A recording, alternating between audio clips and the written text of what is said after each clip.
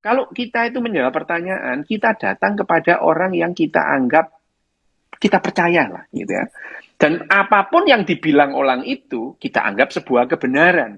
Makanya yang namanya pengetahuan itu adalah kebenaran didasarkan atas otoritas itu. Kalau Hmm. orang itu kita perasa dia punya otoritas, dia ngomong apapun kita iyain gitu. Itu dulu gitu. Nah, sains beda lagi. Sains itu pertanyaannya adalah buktinya mana gitu. Kalau nggak ada buktinya ya nggak ada. Gitu. Pada saat ditemukan fakta-fakta, sains memformulasikan ini loh yang namanya ada itu. Nah, ada hal-hal yang kita tidak paham mekanismenya dan terjadi secara konsisten, itu yang namanya fenomena itu. Dan Hmm. fenomena itu dicari yang namanya mekanismenya. Nah, begitu fenomena itu mekanismenya itu ketahuan, maka bukan fenomena lagi, menjadi pengetahuan. Misalnya petir, petir itu ribuan tahun, jutaan tahun menjadi fenomena gitu. Manusia nggak paham petir itu apa gitu. Hmm. Nah, setelah secara sains terbukti bahwa petir itu adalah awan positif ketemu awan negatif, bukan fenomena lagi, itu menjadi pengetahuan. Nah, dan alam ini disusun oleh bahan-bahan yang semua berlaku hukum alam itu. Tidak ada takhayul loh dalam fisika, dalam biologi itu tidak ada takhayul itu. Nah, takhayul itu dalam imajinasi kita dan imajinasi kita memang sangat akrab dengan yang namanya hal-hal yang tidak bisa dipercaya tapi kita percayai. Bagaimana orang itu merasakan hal-hal yang mustahil gitu ya. Itu kan perasaan gitu. Jadi ya tidak ada secara real, tidak ada, tapi kita merasakan. Artinya kita membuat realita sendiri. Realita itu sebagai fiksi gitu ya. Fiksi itu adalah hal-hal yang tidak ada terus diada-adain jadi ada beneran itu. Kayak seperti Indonesia ini. Indonesia ini fiksi. Pernah nggak ada terus diada-adain jadi ada. Suatu saat ya nggak ada juga. Termasuk yang namanya spiritualisme ini. Bagaimana otak kita membuat kerangka berpikir akhirnya itu mengiyakan hal-hal yang tidak masuk akal. Sampai saya itu pernah menjalani topo pendem itu benar-benar Oke. dikubur itu pernah gitu ya. Tapi ya berangkat dari saya pengen tahu ini apa sih gitu loh ya itu. Bahkan saya tidak pernah menolak disuruh kum ya kum. Bahkan saya pernah menjalani puasa mulu itu ya. Hari pertama tujuh suap nasi dan 7 teguk air. Hari kedua 6, hari ketiga 5, hari keempat turun sampai hari terakhir itu kita nggak makan apa-apa. Gitu. Itu, Oke. nah, plus saya ini sejak kecil itu penyandang Savant syndrome gitu ya.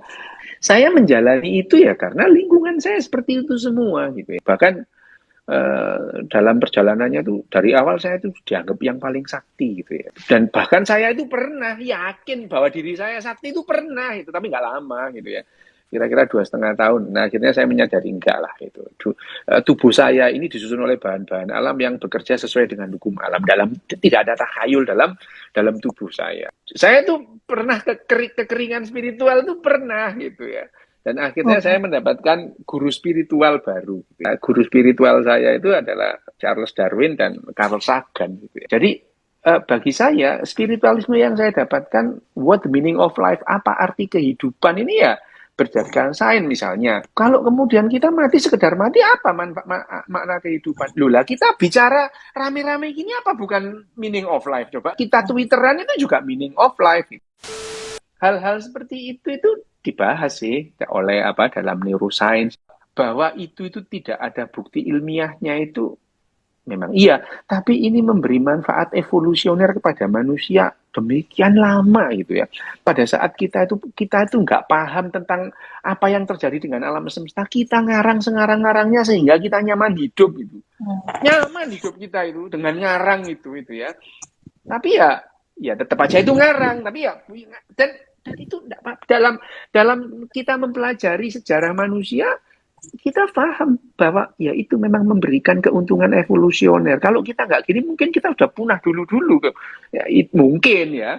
Nah, jadi apa yang tersisa dalam otak kita percaya dengan hal-hal yang unbelievable itu memberikan keuntungan evolusioner. Otak kita sangat akrab dengan yang demikian. Bahwa itu mengada-ngada, iya.